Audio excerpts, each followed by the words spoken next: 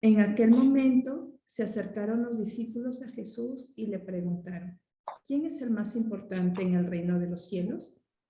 Él llamó a un niño, lo puso delante y dijo, les aseguro que si no se vuelven a hacer como niños, no entrarán en el reino de los cielos. Por tanto, el que se haga más pequeño, como este niño, ese es el más grande y entrará en el reino de los cielos. El que acoge a un niño como este, en mi nombre, me acoge a mí. Cuidado con despreciar a uno de estos pequeños, porque les digo que sus ángeles están viendo siempre en el cielo el rostro de mi Padre Celestial. ¿Qué les parece? Supongan que un hombre tiene 100 ovejas. Si una se le pierde, no deja las 99 en el monte y va en busca de la perdida. Y si la encuentra, les aseguro que se alegrará más por ella que por las 99 que no se habían extraviado. Lo mismo vuestro Padre Celestial del cielo. No quiere que se pierda ni uno de estos pequeños. Palabra de Dios. Gloria a ti, Señor Jesús. Bueno, es un evangelio en Mateo 18, está. Y yo empezaba esta mañana agradeciendo el don de la oración, ¿no? Agradeciendo el don de la oración y el regalo de la presencia de la Trinidad en su palabra, que es viva y que es eficaz, como dice en Hebreos 4:12, ¿no? Y la cita que nos propone la liturgia se ve, ¿no? Cómo Mateo va a resaltar las palabras de Jesús, la predicación de Jesús. Y es muy importante ver, ¿no? Cómo empieza esta cita, con una pregunta. Jesús les dice, ¿no? ¿Quién es el más grande en el reino de los cielos? Y mientras dialogaba con Jesús, mientras oraba con Jesús, le preguntaba a él, Jesús, ¿por qué les preguntas eso? ¿Qué quieres sacar? ¿Qué quieres que salga de ellos?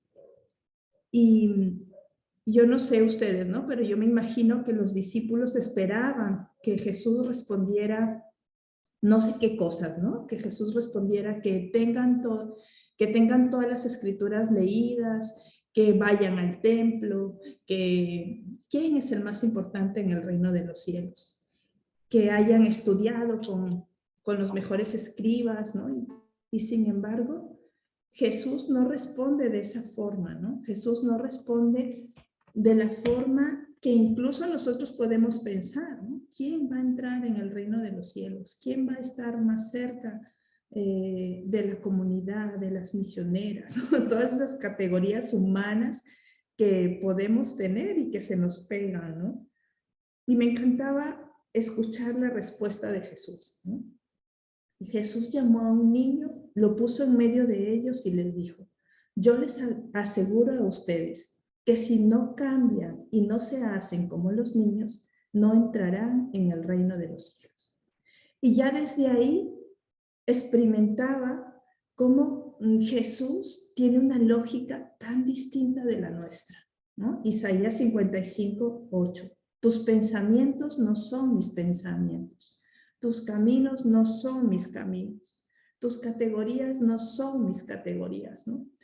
Porque, no sé, o sea, ustedes se acordarán que tanto los niños como las mujeres en los tiempos de Jesús no contaban, ¿no? En los evangelios dicen, había más de 5,000 hombres sin contar a las mujeres y a los niños, ¿no?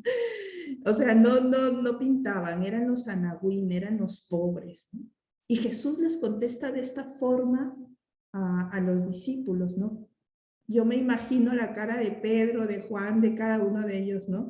Desencajados de la respuesta que les da Jesús, de la respuesta que les dice, ¿no? Háganse como niños. Y encima dice la palabra que lo puso en medio, en el centro de todos los que estaban al niño, ¿no? Les preguntaba a Jesús, ¿por qué lo haces? ¿Qué intención tienes? ¿Qué quieres transmitirnos en este mensaje, no?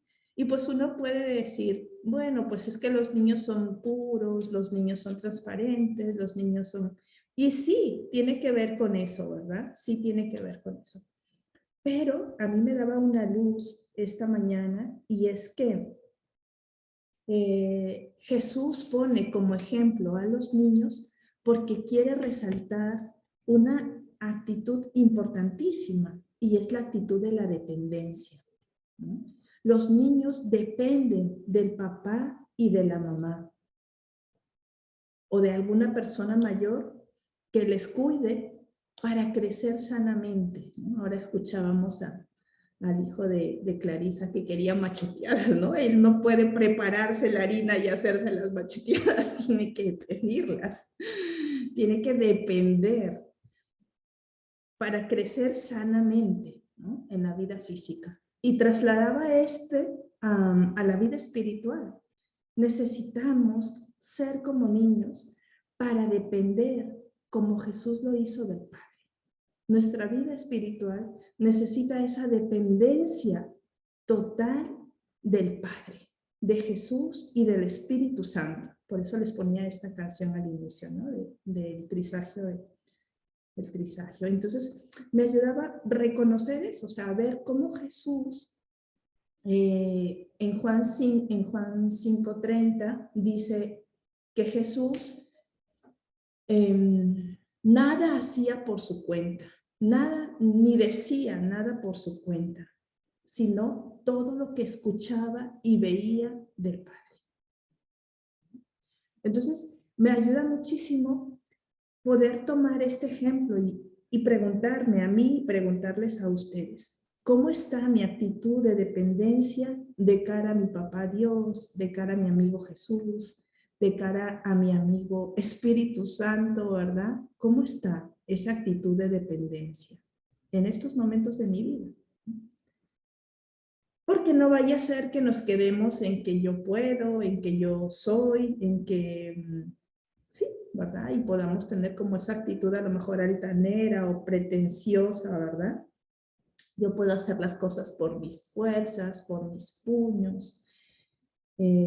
Todo es cuestión de voluntad, de voluntarismo, ¿no? Sí tiene que ver, pero no es lo único, ¿no? Entonces, yo entendía eso, o sea, ¿cómo está esa actitud de dependencia? En Juan 15:5 dice, el que permanece unido a mí, ese dará mucho fruto. Permanecer unido, no la dependencia como ahora la vemos, esa dependencia tóxica que no me deja crecer, ¿no? Sino una dependencia que al contrario me hace crecer desde dentro, desde actitudes que van saliendo de ese amasar en el diálogo con Dios, las opciones, las decisiones, las iniciativas. Nada hago por mi cuenta, dice Jesús. Nada digo por mi cuenta. Si viviéramos así, preguntándole a Jesús, ¿y tú qué dirías? ¿Y tú qué harías? ¿Y tú qué pensarías? ¿Qué distinto viviríamos? ¿No? Otra cosa que a mí me ayuda mucho de esta lectura del Evangelio es el rasgo de acogida que se ve, ¿no? Porque Jesús dice, háganse como estos niños, ¿no? Y luego dice, cuidado con rechazar a uno de estos pequeños, con menospreciar a uno de estos pequeños, ¿no? Y me ayuda mucho porque dice, cuidado, ¿no? Es una advertencia de Jesús. Cuidado con menospreciar a estos pequeños, ¿no? Que aquí está la figura del niño, pero también la podemos trasladar a esa figura de los anahuim, ¿no? De los pequeños de Dios, de los indefensos, de los vulnerables, de los marginados, ¿no? Y ahí podemos decir, o sea, escuchar de Jesús, cuidado. Necesito que cada uno de ustedes acoja al otro, a la otra persona, al hermano, como es. Como es y desde lo que va viviendo. Entonces, a mí me ayudaba mucho. Hoy también les daba las pautas a las señoras y estamos orando las fuentes de espiritualidad con las señoras aquí, ¿verdad? Y les decía, o sea, acoger al otro no es algo espontáneo, ¿no? Ni fácil ni fascinante.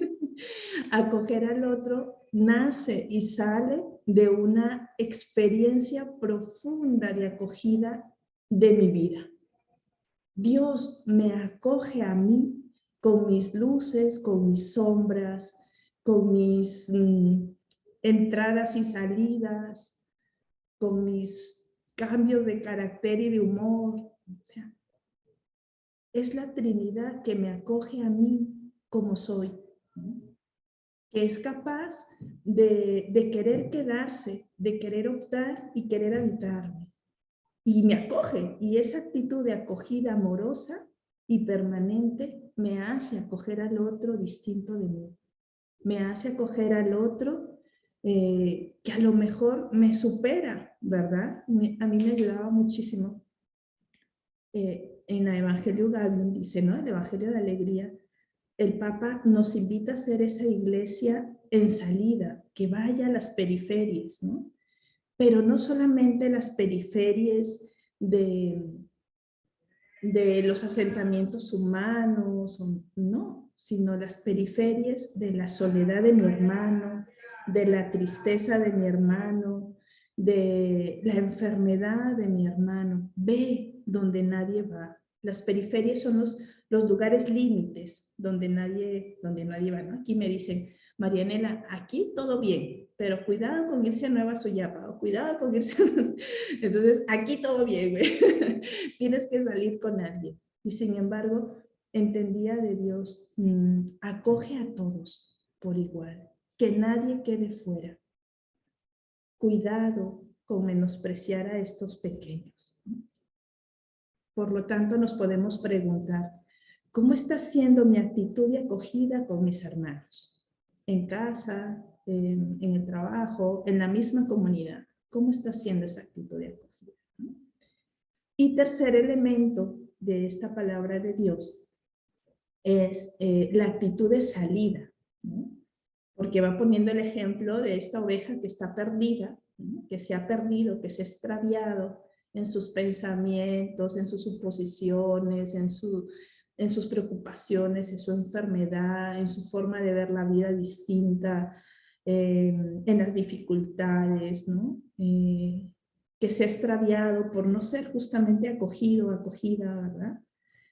Y sin embargo dice que el pastor sale en su búsqueda.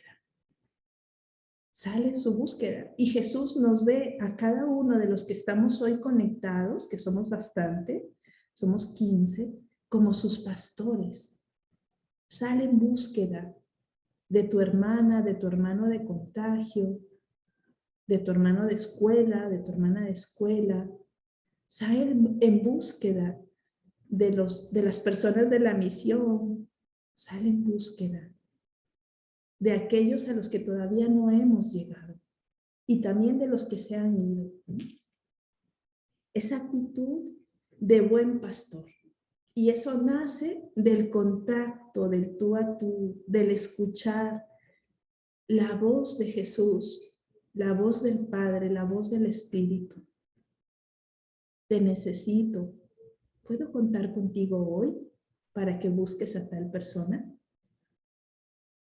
Y en el Evangelio de la Alegría, en el numeral 47, 46, les voy a leer porque es muy bonito. Dice, la iglesia en salida es una iglesia con las puertas abiertas.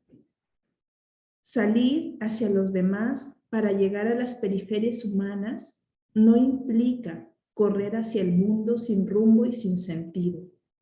Muchas veces, más bien, es detener el paso, dice, es detener el paso, dejar de lado la ansiedad para mirar a los ojos y escuchar o renunciar a las urgencias para acompañar al que se quedó al costado del camino.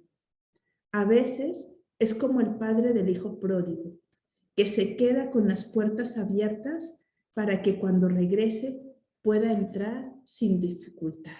Eso dice en el Evangelio de la Alegría del numeral 46.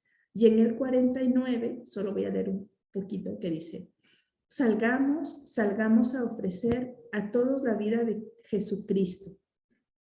Prefiero una iglesia accidentada, herida y manchada por salir a la calle antes que una iglesia enferma por el encierro y la comodidad de aferrarse a las propias seguridades.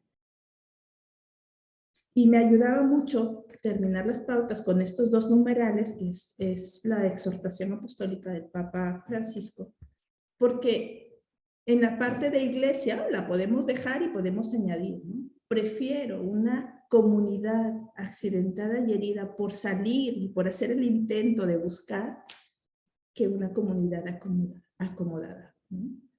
Y yo le pedí a la Virgen esta mañana: mamá, que todo este celo misionero, que todo este deseo de llegar a todos y todo este deseo de seguir teniendo y manteniendo y reavivando esta relación con la Trinidad, no se quede en nosotros, sino que lo podamos dar, que lo podamos ofrecer. Entonces, pues les invito a que podamos preguntarnos también: ¿a qué ambiente o a qué persona me invita Jesús a salir en su búsqueda?